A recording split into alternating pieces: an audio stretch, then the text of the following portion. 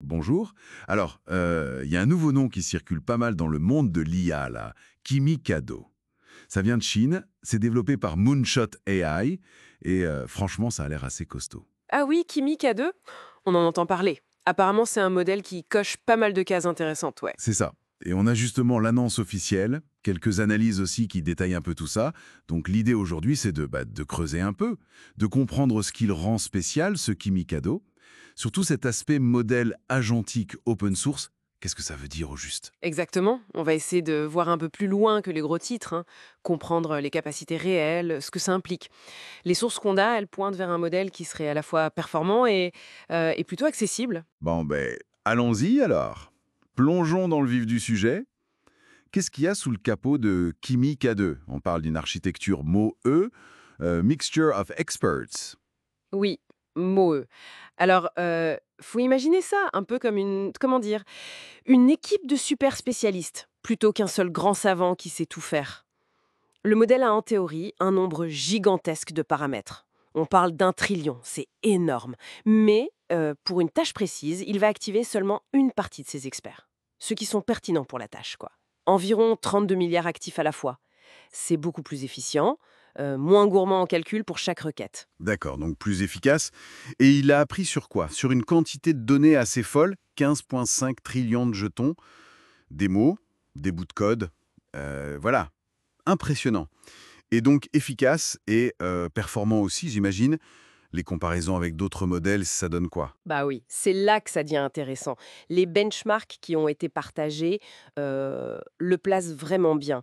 Par exemple, sur Sweatbench Verified, c'est un test assez connu pour évaluer la capacité à écrire du code.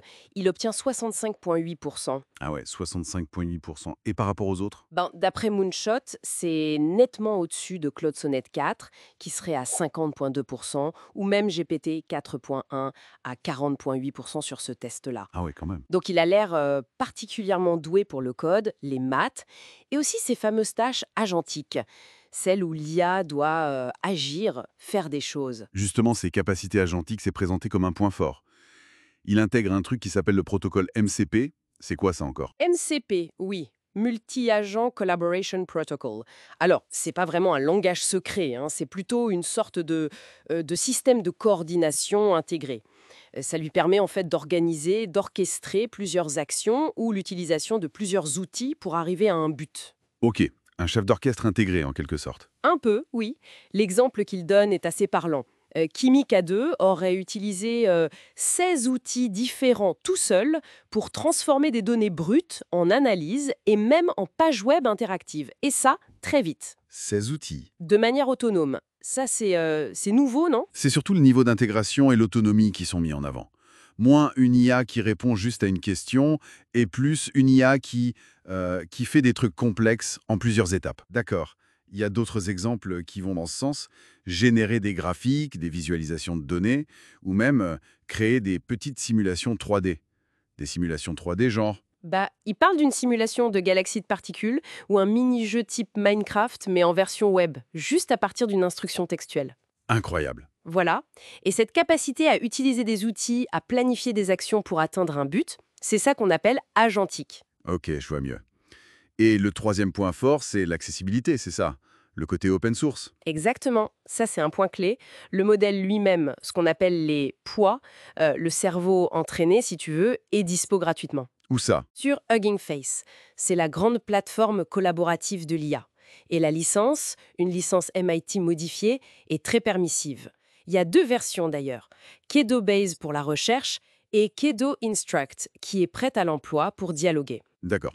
Donc on peut le télécharger, l'étudier, l'utiliser, et si on veut l'intégrer dans une application, via une API comme on fait avec OpenAI ou Anthropic, Là aussi, il joue la carte de l'accessibilité. Les tarifs annoncés pour l'API sont très, très compétitifs. c'est-à-dire. On parle de quelques dizaines de centimes d'euros, enfin l'équivalent, jusqu'à quelques euros par million de jetons traités.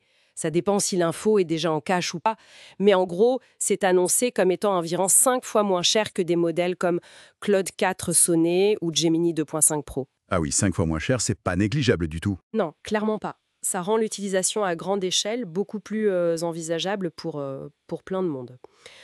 Ok, donc si on essaye de résumer, On a un modèle puissant, surtout en code et en maths. Oui. Capable d'agir de façon autonome, avec ses capacités agentiques, C'est ça, qui est open source, donc accessible à tous, tout à fait. et dont l'utilisation via API est très bon marché. C'est ce package complet qui fait la force de Kimi K2, en fait. Je pense que c'est exactement ça. Ce n'est pas forcément une révolution technologique sur un aspect précis, mais c'est la combinaison de tout ça. Performance, capacité agentique, open source et faible coût. Ça s'inscrit bien dans la tendance actuelle des modèles MOI qui cherchent l'efficacité. Et ça met clairement un coup de pression sur les gros modèles propriétaires fermés. Bien sûr, est-ce qu'il y a des limites connues pour l'instant, des choses qu'il ne sait pas faire? Oui, oui, bien sûr. Et c'est important de le noter. Pour le moment, Kimi K2 ne traite pas les images. Il n'a pas de capacité multimodale visuelle. D'accord, pas de vision. Non. Et il n'a pas non plus ce qu'on appelle un mode pensée avancé. C'est un mécanisme qui permet à certaines IA d'expliquer leur raisonnement étape par étape pour des tâches très complexes. Kimi K2 ne supporte pas ça pour l'instant. Ok, donc des axes d'amélioration clairs. Voilà, ce sont sûrement des choses qui viendront plus tard, mais aujourd'hui ce sont des limites. Donc au final, un potentiel énorme pour démocratiser l'IA agentique, quoi. La rendre plus facile d'accès pour les développeurs, les chercheurs. Même les plus petites entreprises ou les labos avec moins de moyens. Oui, C'est tout l'enjeu en fait. Rendre ces capacités-là plus accessibles, ça pourrait vraiment accélérer l'innovation. On pourrait voir émerger de nouvelles applications basées sur ces agents IA. Après, il faut voir comment la communauté va s'en emparer, comment le modèle va évoluer pour justement combler ces lacunes. c'est fascinant. Ça amène à réfléchir quand même. Si des outils IA comme ça, capables d'autonomie, deviennent si accessibles, économiquement et techniquement, comment ça pourrait changer les choses? Pas juste pour créer des logiciels, mais pour la recherche scientifique, la création artistique peut-être, ou des domaines auxquels on pense même pas encore. Exactement. Quelle nouvelle porte ça ouvre? Quelles applications inattendues pourraient voir le jour? Bon, ben voilà de quoi alimenter nos réflexions pour un moment.